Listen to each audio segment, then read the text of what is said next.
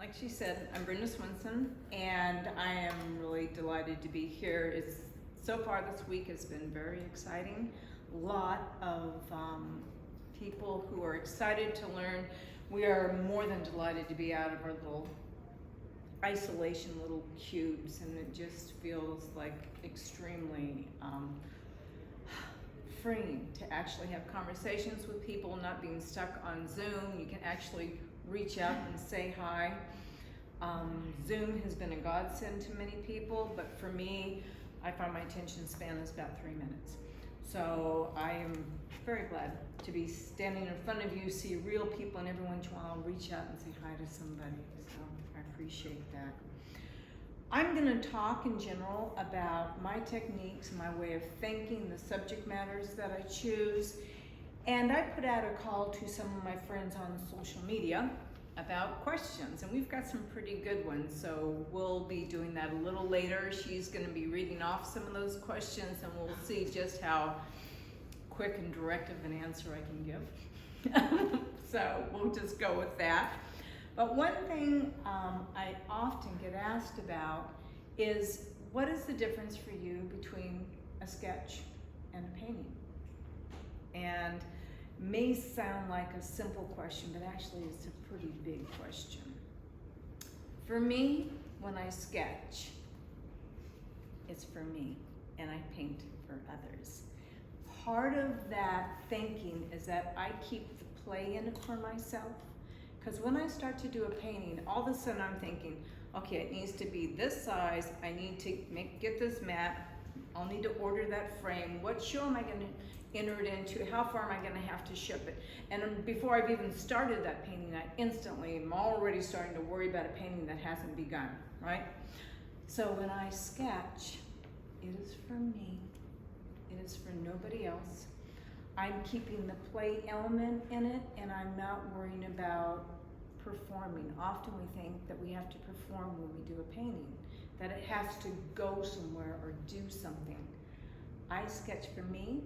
It keeps the play mentality going all the time. I am more willing when I'm sketching to push the boundaries, to try new things, to take risks, to do grandiose flops that I will not do in a 22 by 30 piece of paper, okay? There's too much of a risk out there.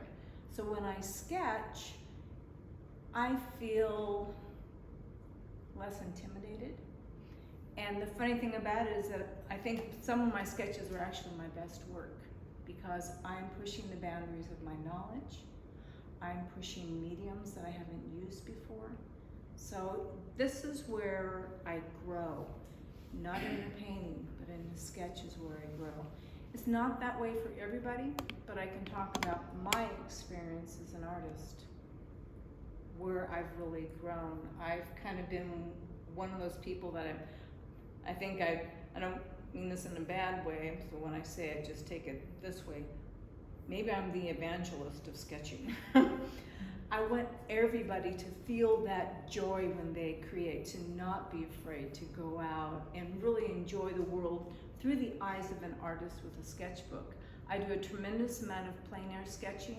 I meet with friends once to twice a week on location. And I feel like I come to life when I see something before me. I really sit there and I observe it, not where I'm just trying to figure out something in the studio, but I'm responding to what's happening before me. I'm feeling the heat on my back. I'm hearing the sounds over here. All of my senses are now involved in what I'm doing, and I have a hard time taking those experiences back to the studio unless I've done it from life. So I work from photos pretty little. I use my sketchbooks as my source of inspiration, okay? I always take a photograph. I want to make sure about architectural details. I'm also looking for light and shadow patterns, and also for color. You know, all that matters. But the original source will be through the sketchbooks. So let me show you just how that's kind of different to me. This is a a studio painting that was done from a sketch on location. And a lot of people, when they think of me, they think of negative painting. Negative painting is very different from what I do on location. Negative painting is all about shapes, it's about color, it's about glazing. I love getting lost in just building up all sorts of little shapes. So let's see if I can keep this from falling. Okay, so if you go like that. Love playing with big shapes, the pureness, the white of the paper. And this was just a demo in a workshop. Usually when I demo, they're about a quarter sheet. A lot of botanicals. Most of my negative paintings are botanicals. They really lend themselves to negative painting. I love to build up glazes and passages of color. Here's a bigger one.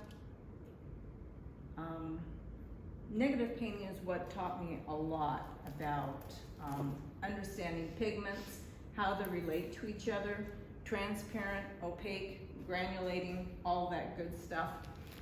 And then those who have followed my work know I love old trucks. They're a part of my history that goes back a long, long time. I went through a series of painting old trucks, and I kind of pushed to see how big I could do them. I found out that I could buy rolls of paper, and one of them was 52 inches long. And I had the spray of all these trucks going along, and then I realized how expensive it is to frame stuff that size. And then I found out most shows won't take anything that size. And so I did 2 more of them, and that was the end of the great big truck paintings. They were just very, can you imagine when you take 52 inches and then you put a mat on that, then you put a frame on that, you can't get that even in the back of your car to get rid of it. So I'm working smaller now. But I do love the old trucks. The thing about the old trucks, and some people don't quite understand why I painted them so much. In fact, my grandmother never understood why I painted them so much. She used to say, "Darling, your paintings are quite nice, but why trucks?" I mean, she wanted to share them with her friends, but she never quite understood what the old trucks were about. And what had happened for me in my life is that I was going through a period of, I guess you just say struggles. We all go through struggles. But the reason that I chose the trucks is that we used to have a car, and we would go to the car shows, and I'd always go off and find the old trucks that they'd put in the back, okay? They weren't really the main showpieces. But something about them resonated with me, and I think the more abused and more damaged that truck was, the more I liked it. And I had gone through a period in my life where I was just pretty emotionally beaten up. And my husband saw that I was struggling, and actually I quit painting during that time. It was a time when often you would hear, you know, if you don't have anything nice to say, don't say anything. You know, as women growing up, young women, and you know, Brenda, don't be ugly, okay? So I felt like I really had nothing pretty to say, and so I just ceased to paint. I just kept that inside. But when my husband saw what I was going through, and he said, "You know what, I think now might be a good time to find that old truck for you." So we went out and we went seeking to find this truck, and we found a beautiful 52 Chevy. We brought that home, and out of this truck, he and I began to do the restoration of this truck. And through restoring this old vehicle, in a way, it started to help heal me. And what I realized is that these trucks that got abused, that got damaged, that had dents in the fender, that had things that happened to them in their life, didn't make them ugly to me.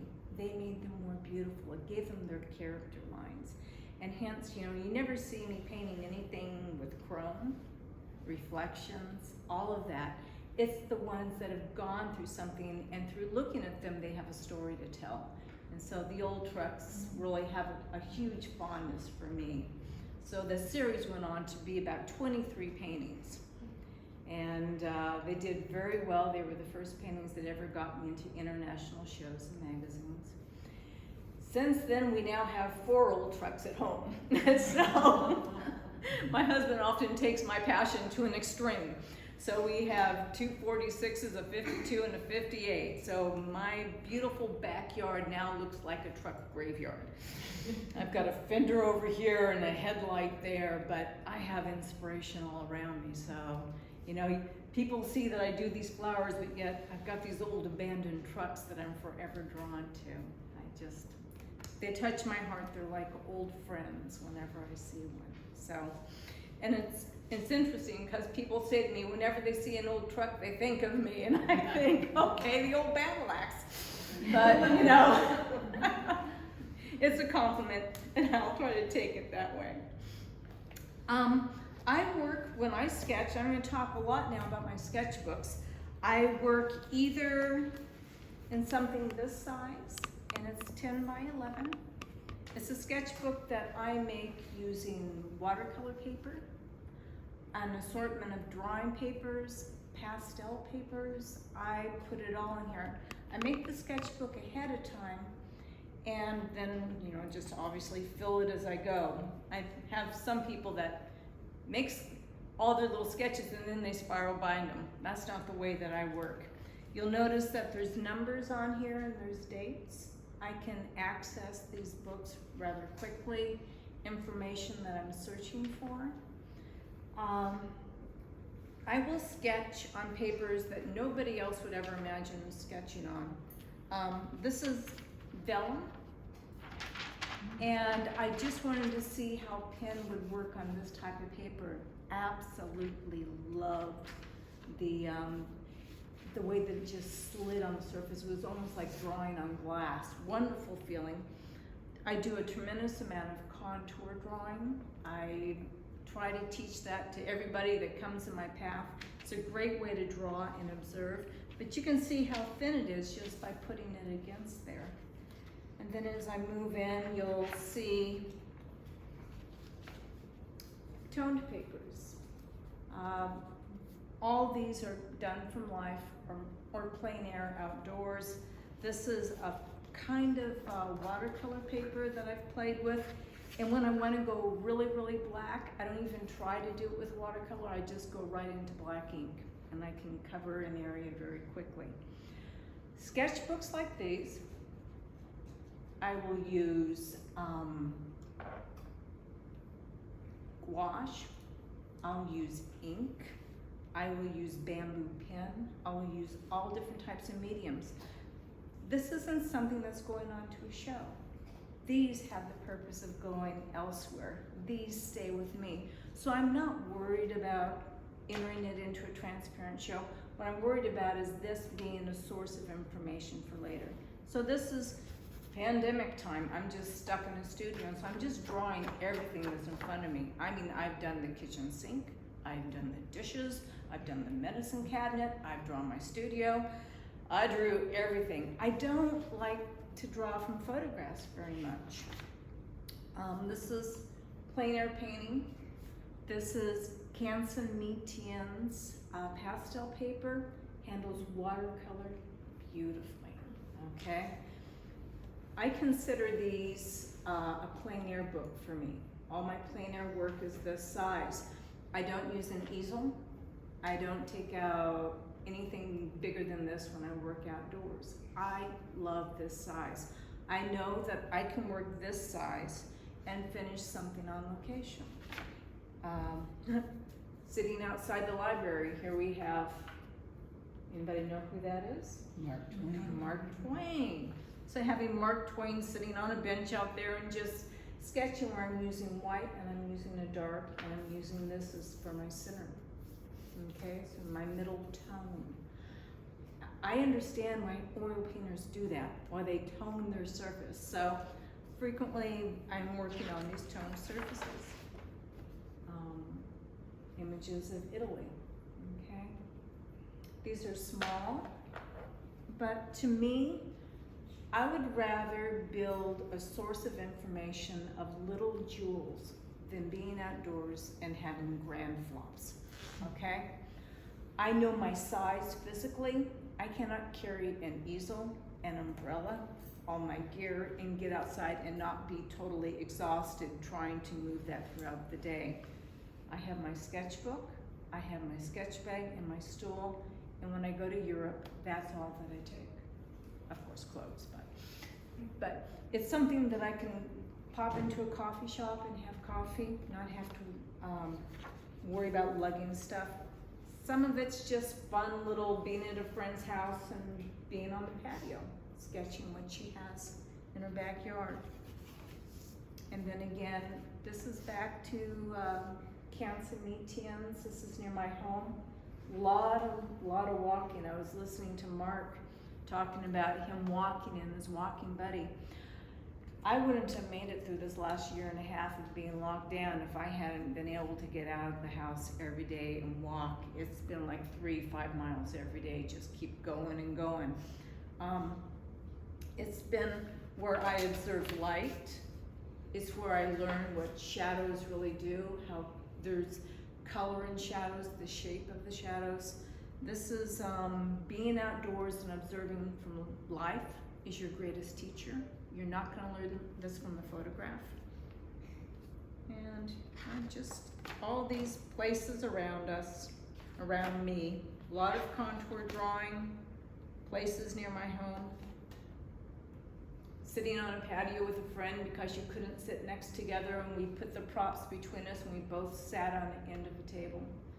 And just, writing about simple little writing. I don't write in these books that often, and I'll explain why. This is probably the first page that you've noticed any writing in. When I first started sketching, I've been painting for quite a while, and then I took up the habit of sketching. And all of a sudden people became very, very interested in what I was doing, and they wanted to look at my sketchbooks. And I loved that people wanted to see what I was doing, and that felt very exciting. But I quit writing anything at all anymore because that felt too vulnerable. When you draw is one personal level, but once you put down words, you're inviting people into a more private place in your life. And so I quit writing in any of my books. And then after a while, I found that I lost the passion that was uniquely my own. And so at that point, that's when I started working in these books. Okay, I write in these all the time. So just a few more pages in here. A year, this is a little guy that I will see when I leave here next week, but I haven't seen him in 2 years. He won't look like the same little boy to me. And radishes, okay. But this year has been a loss for many of us. It's been the loss of time with people that we've loved. And something for me, when I paint a face of somebody, I study it, I come to know it. Their memory becomes burnt in my mind, and I will not forget them. Okay, so that in one way is why sketchbooks are so different to me than my paintings are. They really are my personal journey. As I said, this is plein air, okay? A lot of people feel very intimidated, and that was one of the questions that was coming. How do you go out when you paint plein air? How do you get over the fear of being outside? Well, number one, I don't put up a big easel, because when I put up an easel, it's like all of a sudden, it's like everybody goes, and they come right over to where you are. It's like there's a light, and all the little mosquitoes come over and gather. And when I'm sketching and somebody comes up, I can literally just put my thumb in my sketchbook and flip it over. I'm not going to smudge the paint. I can talk. I can be engaging and be thankful for them spending some time being interested in art, but I can let them know show and tell is over, and then they can go away. I feel like there's certain times when I'm painting, I'm not willing to share. It's still, I'm trying to figure it out, and that's usually when people walk up is when I feel like, not right now. Okay, and these are the Stone and Burn. They are 8 by 10. Lovely paper, really like that they are stitch bound on the inside. These are even as big as you might say, well, 16 by 8, that's a nice size piece of paper. And comparable to a quarter sheet.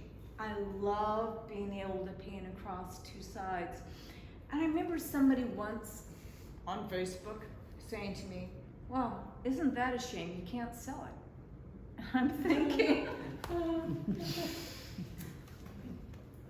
things do not have to be for sale to be of value, and that kind of, I had to just kind of keep my mouth shut.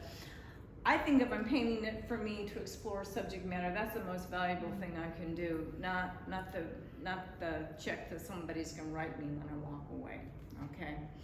I love these for travel. The paper is different, but I really like the surface. I do a tremendous amount of drawing. I love, love, love ink and fountain pens. And we'll get into fountain pens in a minute. It's funny, all the questions that people ask, I seem to have a strong pen following. So lots of questions there. Many of them I don't even get paint on. And why is that? For me, when I'm out, if the pen drawing is nice and solid to me, it feels complete unto itself. I don't have to put paint onto everything that I do.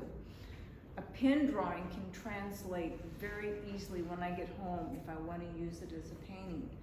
When I draw with pencil and put color on, sometimes I'll have a hard time translating that. You know, things that people might not know when I sketch. When I look at this sketch, I think of my father.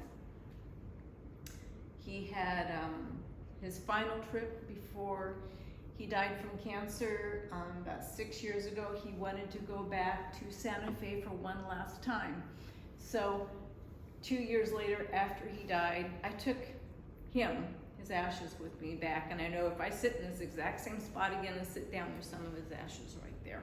So all of these little things, I know that my father will be there with me each time that I go back.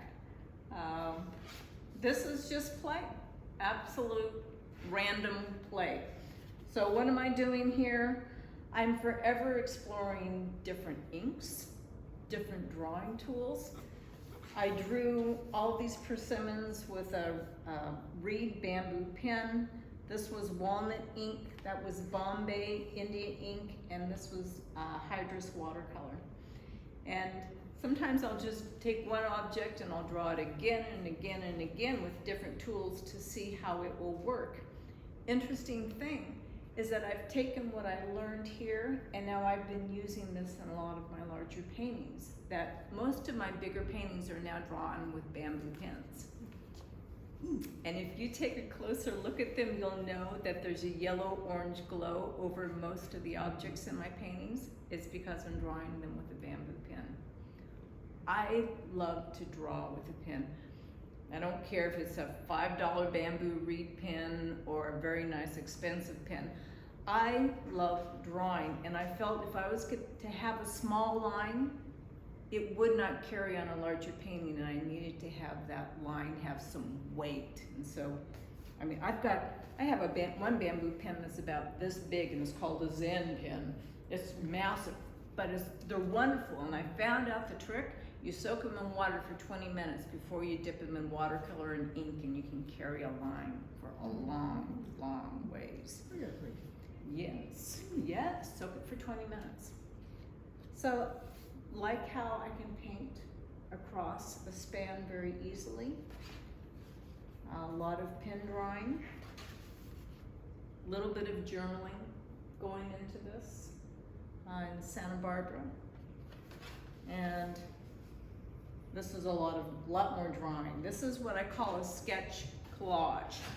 And it's the idea that I take multiple images of a place and put it together to tell a bigger story. Sometimes I don't get paint on them, and I don't always feel I need to. Lavender fields of California, and then I'm just doing cactus and fun stuff like that.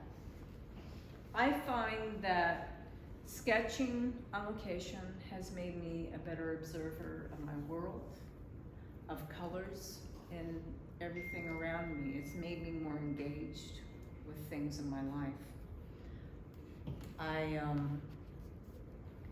When I travel to places like Europe, I'll usually have 2 or 3 sketchbooks with me. This one happens to be last trip to Tuscany. So that was just a warm up in the morning. Being in San Gimignano, the multiple things that I saw, looking at the skyline across the little building, but then also looking down at my feet, and what did I have at my feet? And it was wild onions growing in the field beneath my feet, and I was sitting underneath the olive trees. So little bits and pieces that tell more about the story.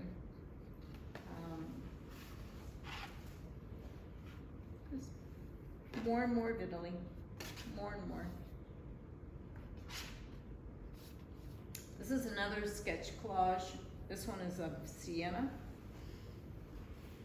The horse races that happen there, the different districts with the lamps, love the building, the symbol, so all the things, and you'll find a cup of coffee quite often in my sketchbooks, and the different elements around.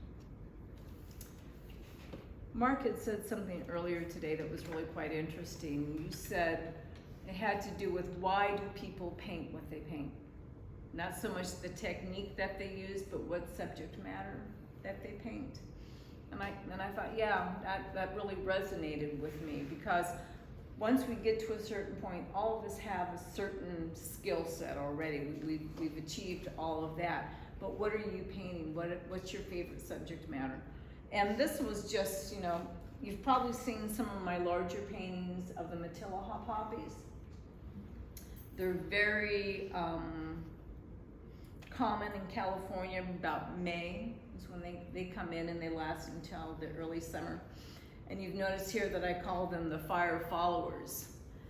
They're called Matilla poppies or fried egg flower plant, but they're, for me, they're a symbol of hope, because we've been going through these horrendous fires. It's almost every year the fire season is getting worse and worse. And the Matilla poppies, the plant literally grows to be 10 or 12 feet tall. These are not little tiny poppies, they're massive. And after wildfires, they're known to appear on the hillside wherever there's been these big wildfires. Mm-hmm. So for me, they're almost like a symbol of hope. They look like they're delicate, but they are more resilient than we seem to think they are. And they're more just like us, we're resilient too. We keep coming back again and again after these seasons. So, what else? This is another book that's by Stillman and Burton. And you heard me talking about liking to work on toned papers. It's all of this tone. It can be very simple objects of being stuck to where we're waiting to, always got this little set, just having to sit there 30 minutes, being ready to be let through. So I just draw the guy that's standing there blocking our path. This was the story of Boone, the cat from Boone, North Carolina, that caused my husband and I to have a 5-day road trip to bring this abandoned animal across the U.S. So this is Boone, and then this is a bit of storytelling of how we found him hiding underneath the wheel of an abandoned trailer in a sandwich station. So this was the story of becoming Boone. So lots of art supplies that I draw. Inside museums, since they won't allow paint, I can use ink and then also a white marker. So I can draw there. It's a museum near my home, the Norton Simon. And just lots and lots of drawings. Okay. There is going to be some questions about art supplies, and so I'll just dive into some of those. My favorite palette is the paint box. It's a metal one that I've been using for probably about 12 years.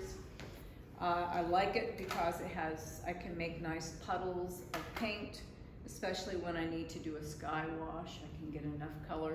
These are nice here too. Pigments will stay very wet. I don't like having to grind into paint to try to get something out. I had him put some rings on the back of it so it's easy to hold in my hand when I'm out painting, so very handy. I don't use very many brushes. They're pretty limited. This is all that I need, whether I'm doing plein air or teaching in a workshop. I probably haven't even used half of these this week. A brush that will hold a really nice point is worth its weight in gold. You'll see here that I have synthetics and I have natural hair, and I also have an assortment of brushes that I can scrub and I can lift with. So, you know, this is, I see a lot of people go out of location and they're dragging more carts of supplies and everything, and they're so exhausted by the time they set up that if they decide they want to change and be somewhere else, it takes too much effort to move. So I travel very, very light. Pencils and pens, there's not that many. You'll find that I have in here like soluble pens, waterproof pens, and you see that this is orange, so when I can't take a bamboo pen outside with me, I'll draw with a permanent orange pen that has a brush tip on it. Very inexpensive Pitt by Faber-Castell. It's a great waterproof pen. I rarely draw in black. I like brown, I like orange. Black to me just seems pretty stark. So I think there's more things to choose from. And then this is usually the topic that gets me into more trouble with questions, but fountain pens. I love fountain pens, I know. And here you hear me talking about drawing with a bamboo reed pen. You know, those are like $7, they'll set you back, and I'll go and I'll draw a picture, and it'll just be a beautiful line drawing, and I'll put it up and somebody will say, "What pen did you use?" And I think I've never gone to somebody's house for dinner and had an exquisite dinner and asked them what spatula they used. You know, it's not the pen, though we do love them, but it's not the pen, it's the hand behind the pen. So I know I just may have dashed a lot of people's dreams. They keep thinking if they can get the same pen I got, they're all set. Well, guess what? It's gonna take a little more effort. I like pens, fountain pens.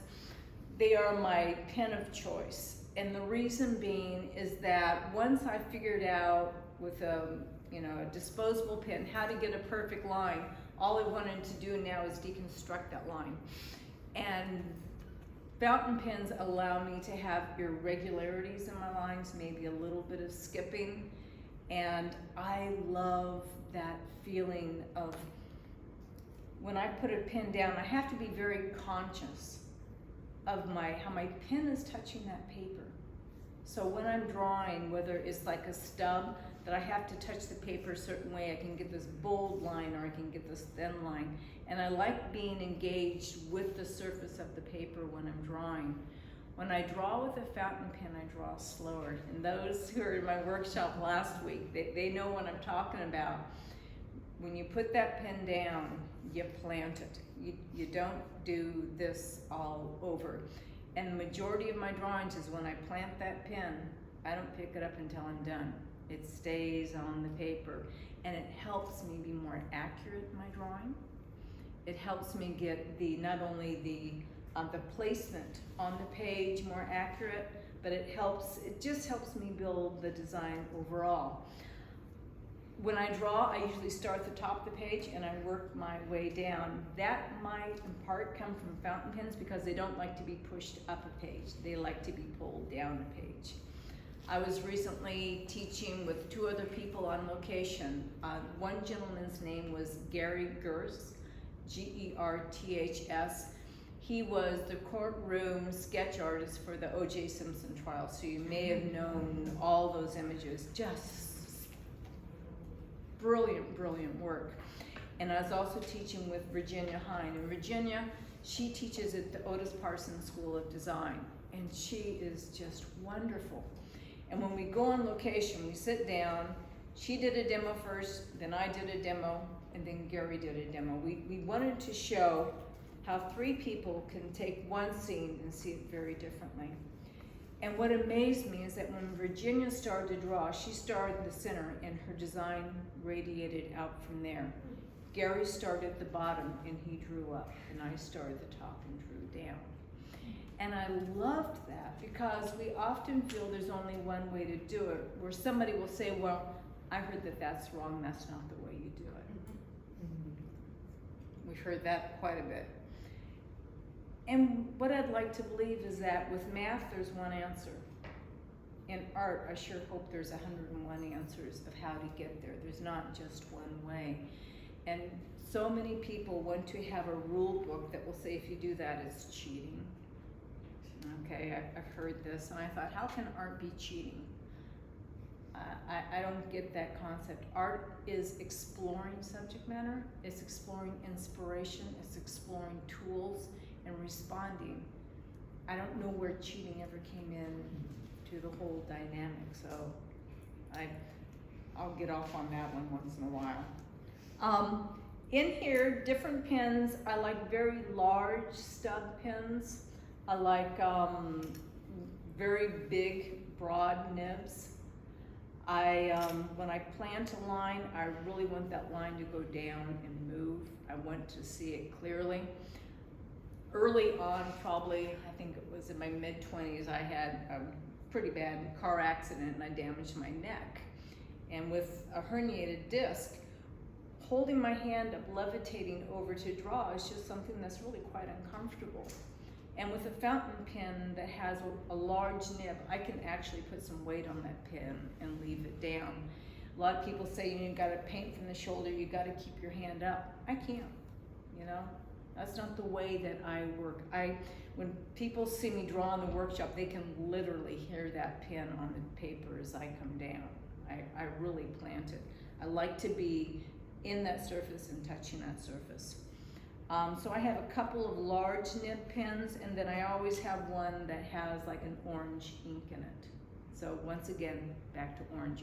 And I loved what Mark did with his red underneath there. It was just glowed on his painting. So I totally relate to that. I have a question for Yeah. 2 people. 2 people? I have a question from Barbara and Susan. Barbara and Susan, okay. Barbara and Susan. Oh no, I'm sorry, Crystal. Crystal and Barbara. How do you keep your fountain pens from jamming up? And when you're out sketching, do you keep refill jars in your car or with you? And Crystal's was basically the same, that she says she struggles with cleaning and filling her ink pens. Do you have any pointers? Do I have any pointers? Okay. Fountain pens take care. And I keep waterproof ink in my pens. Waterproof ink in a good fountain pen, you don't want to leave it sitting in a hot car for 3 days. You just might totally dry everything up inside. What I do is, interestingly, I fill my pens, number one, when I decide to head out, my pens are always full. I don't have to worry about running out of ink. I don't have to carry extra jars. When I get on an airplane, people often worry about taking these on airplanes. I completely fill them. I don't let anybody have them. I take them on the plane, on my person, and I keep them point up, and there's no problem with them leaking whatsoever. She said she worried about the nib. I didn't really understand her nib. She Jamming the She nib. just said jamming. She didn't say the nib.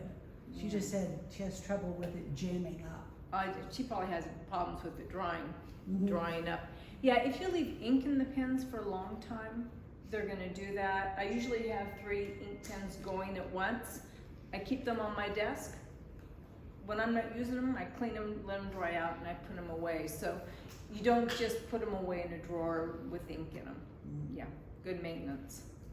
And they used to sell ink pens that had like a little tuber of ink that Yeah. you pinned in. And that would last for a while, but if you left it in there, it dried up and got into Yes, she's talking, there's different types of ink. There's bottled ink and there's cartridge ink, okay?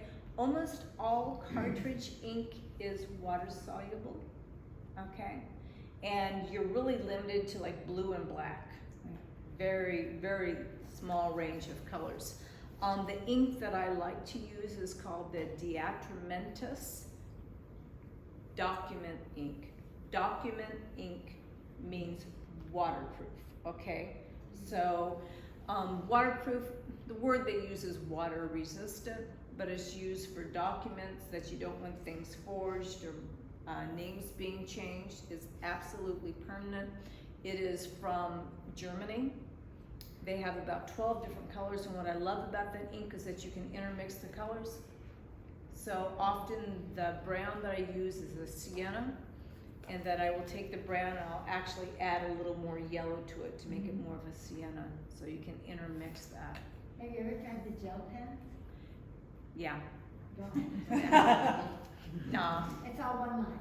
It's all one line. Oh, yeah, I want a big nib. I want a nice bold, and the gel pens are pretty fine. Yeah, yeah. And I think somebody had a question in there about what other water resistant pens or inks. Yes. The Noodler's Polar Brown is water resistant, and the TWSA ink, document ink, is waterproof, resistant. Someone wants to know how you paint shadows when you're doing plein air. Do you take photos? They continue to move? Do you sketch faster, or do you take a photo? Yeah, all of the above. When I use my cell phone a lot. It's a tremendous tool.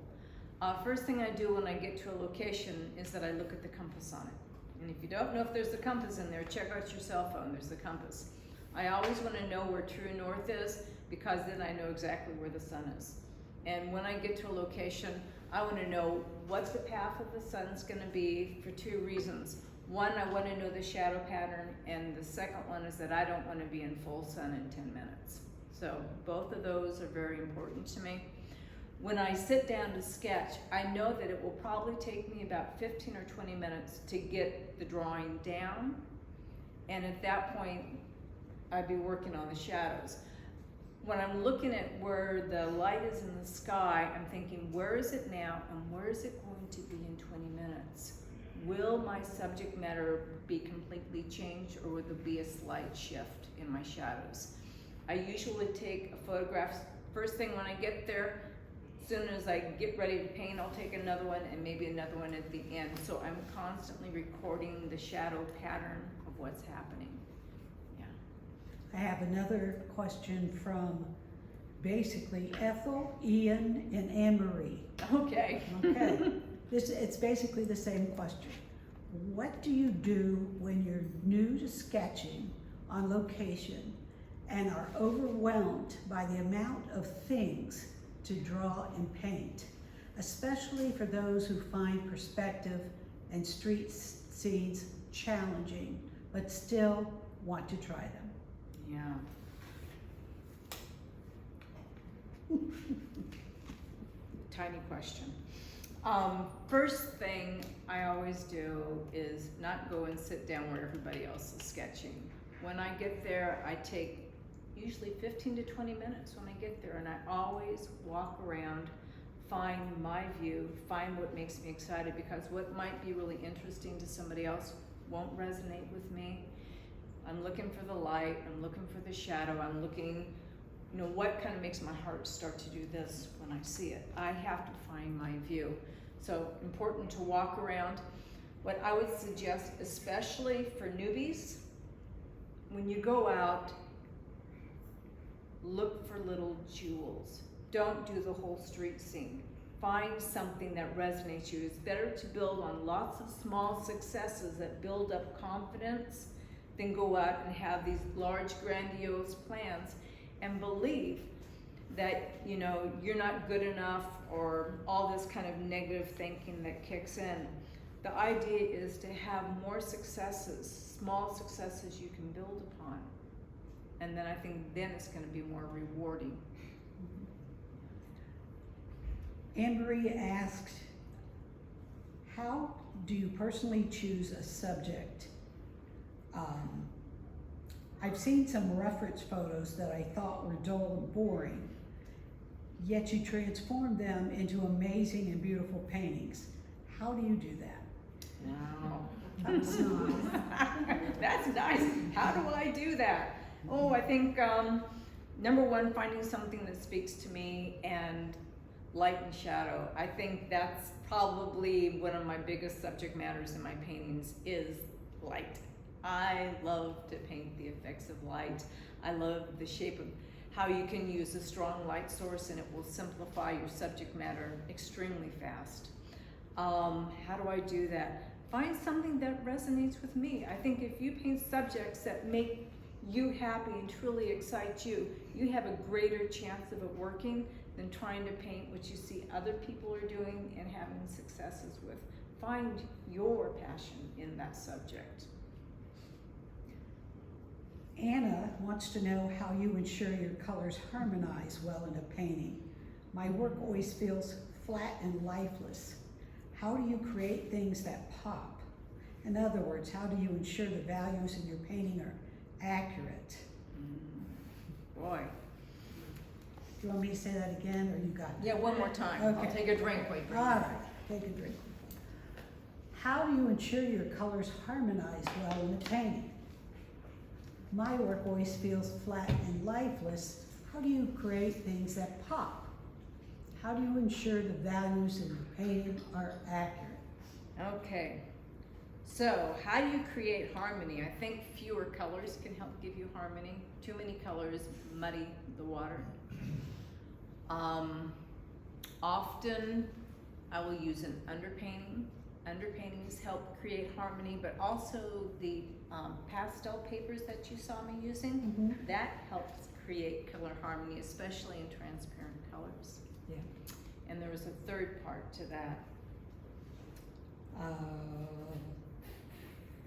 Oh, and values. Okay, I consider values my weakest link. Okay, I have to really work really hard to get the value range that I want to. And I think that's probably why I love watercolor so much, is that I can build up glazes and get to that dark that I want, because I think values are the hardest thing for me. And working with transparent colors and letting things dry, you can work your way up to those really dark values without really getting into trouble if you stay with transparent. And people are scared to death of phthalo colors, but those will give you the darkest, most glowing darks. Do you use masking fluid to preserve the white paper? No. No masking fluid, no maskoid, no tape, no resist, no wax, no.